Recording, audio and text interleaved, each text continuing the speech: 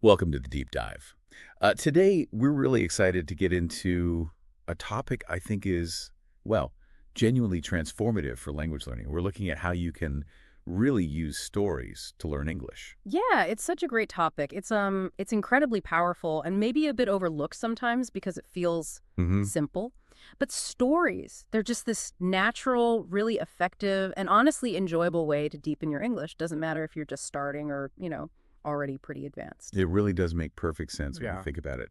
And it takes me back a bit, maybe for you listening. Do you remember the first English words, maybe a phrase that just sort of clicked Mm-hmm. without really trying, from a song perhaps, or a Hmm. show, or, Hmm. yeah, a story? Oh, absolutely. I definitely do. For me, it was The Very Hungry Yeah. Caterpillar. The children's book seems so simple, right? But from that one story, I didn't just pick up food words like apple, pear, plum. I also kind of absorbed the days of the week, the whole idea of transformation, even simple sequencing. And it was all just through the pleasure of the story itself. It wasn't like sitting down to memorize lists. The brain just connects meaning to context naturally. That's a brilliant example, that contextual learning. For me, it was actually short detective stories. I remember coming across the word suspect again and again. At first, it was just, letters on a page. Mm. But by the end of the story, just based on what the character did in the whole situation, I sort of figured out it meant someone who might have done it. The crime, I mean, didn't touch a dictionary.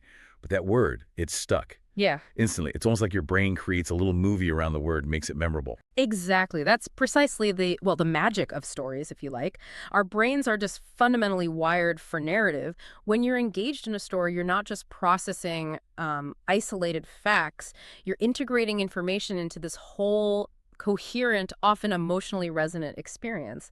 And that makes learning feel less like work and more like, well, discovery. Vocabulary learned in a story just roots itself so much deeper than, say, word lists. Okay, so let's really dive into that. Yeah. Why are stories such a powerhouse for learning English? What's actually happening, behind the scenes? Well, first off, they give you a complete picture, a whole ecosystem of language being used. It's not like a vocabulary list or a single grammar rule in isolation. Stories show you full sentences, right? How people really talk, how they ask questions, express feelings, maybe subtle ones describe things vividly. You get the flow of the The language. flow, right? Not just the separate bits. Exactly. And second, which is huge, stories let you see grammar in action. Instead of just trying to memorize abstract rules from a textbook, which, let's be honest, can be pretty dry, in a story, you just see how language works in real life situations. Think about past tense verbs.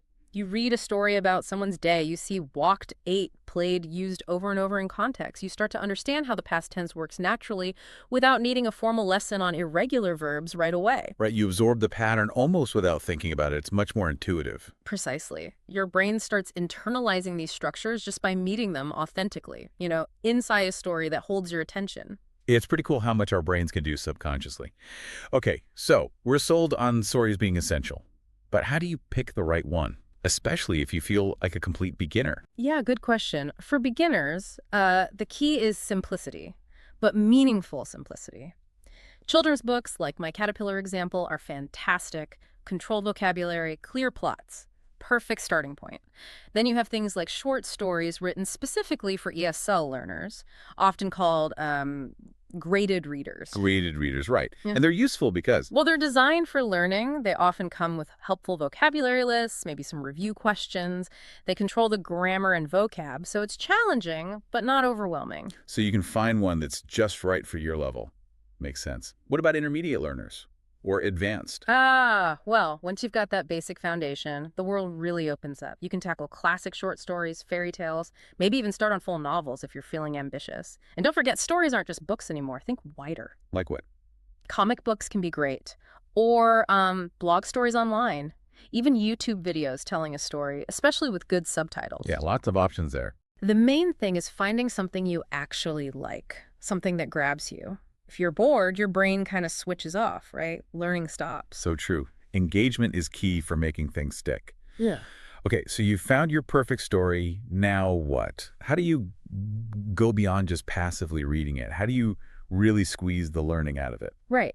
The first big step is what we call active reading. This isn't just, reading for the plot. It means you pause sometimes. You ask yourself questions like, okay, what does this word really mean here? Or, why did that character say that? So interacting with the text more. Exactly. Maybe try to guess what happens next, or think about why a character feels a certain way. It turns reading into more of a conversation with the story. So conversation with the text, I like that. What else? Another really powerful technique is repeat reading. Reading the same story again. Yeah, sounds simple, but it works. Don't just read it once and toss it aside. Try reading it 2, maybe 3 times. The first time, just for fun, get the basic story. Second time, you could focus specifically on new words, maybe jot them down. Then the third time, you'll be more familiar with it all, so you can start noticing, the grammar, the sentence structures, maybe how the author uses certain phrases. Ah, okay. So each reading has a different focus. Yeah. That makes sense. It builds layers of understanding. Precisely. And building on that active engagement, read aloud. Reading aloud, does that really help? Oh, absolutely. It's huge for pronunciation and fluency. It helps you get the rhythm of English into your mouth, not just your head. I remember doing this myself. At first, I sounded, well, pretty robotic, stiff, but I kept at it. Sometimes I'd even, try to act out bits of the story in front of a mirror, maybe. Felt silly. Ah, I can imagine. Yeah, but it genuinely helped me sound more natural, more confident. It helps with intonation, too. That physical act of making the sounds really cements them. Interesting. Okay, so we've got active reading, repeat reading, reading aloud. What about moving beyond just reading? Can stories help with, say, writing or listening? Definitely. For writing, stories are a fantastic springboard.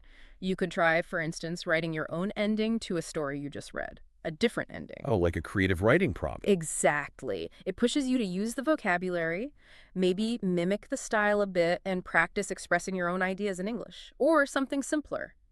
Just summarize the story in your own words. How does summarizing help? It's brilliant practice for retelling events, especially using the past tense correctly. You have to pull out the key information and structure it yourself. Great for synthesis. Okay, got it.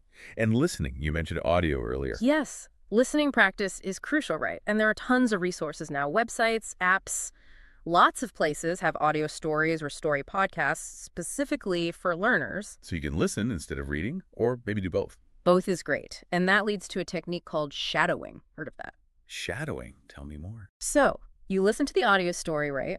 And you follow along with the text if you have it. This really lets you hear the correct pronunciation, the natural rhythm, the sentence stress where the emphasis falls. Then you try to repeat what you hear exactly as the speaker says it, matching their pace, their intonation, like their shadow. Wow, okay.